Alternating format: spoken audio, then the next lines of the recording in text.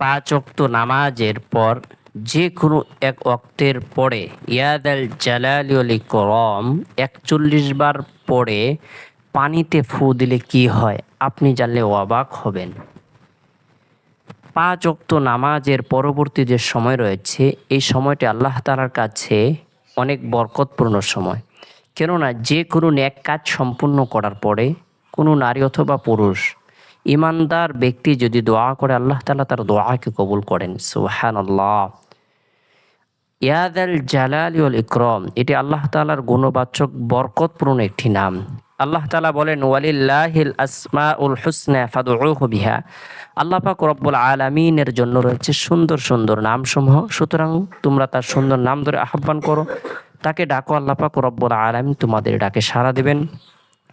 আমরা যারা শত্রুর ভয়ে আতঙ্কগ্রস্ত আছি, আমরা যারা প্রতিবেশীর ভয়ে ভীত সন্ত্রস্ত অবস্থায় আছি, আমরা যারা পারস্পরিক সম্পর্কগুলো দূরত্ব বুঝে চলছি, অনেক সময় দেখা যায় স্বামী স্ত্রী থেকে দূরে সরে যায়, স্ত্রী স্বামী থেকে দূরে সরে যায়, সন্তান মা বাবা থেকে দূরে সরে যায়, মা বাবা সন্তান থেকে দূরে সরে যায়, বন্ধু বন্ধুর ভালোবাসা থেকে দূরত্ব হয়ে যায়।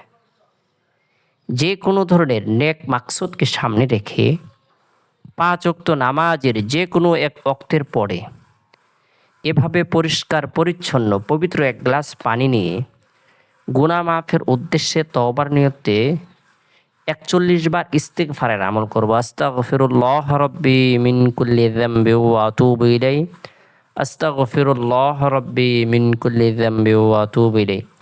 ৪১ বার ছোট্ট দুরূদের আমল করব সাল্লাল্লাহু আলাইহি ওয়াসাল্লাম, সাল্লাল্লাহু আলাইহি সাল্লাম।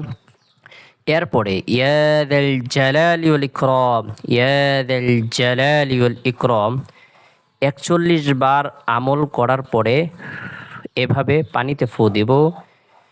যার ভালোবাসা আমি কামনা করছি, যার মহব্বত আমি কামনা করছি, তাকে এই পানিটি আমি খাওয়ানোর চেষ্টা করব, খাওয়াই দেব। সে যদি জানে সরাসরি আপনি তাকে পানি খাওয়াচ্ছেন, সে নাও খেতে পারে। সে অন্য সময় যে পানি খেতে চায়, আপনি সেই পানির সাথে মিক্স করে সুন্দর করে মিক্সিং করে একত্রিতভাবে এই পানিটি খাওয়া নিতে পারেন।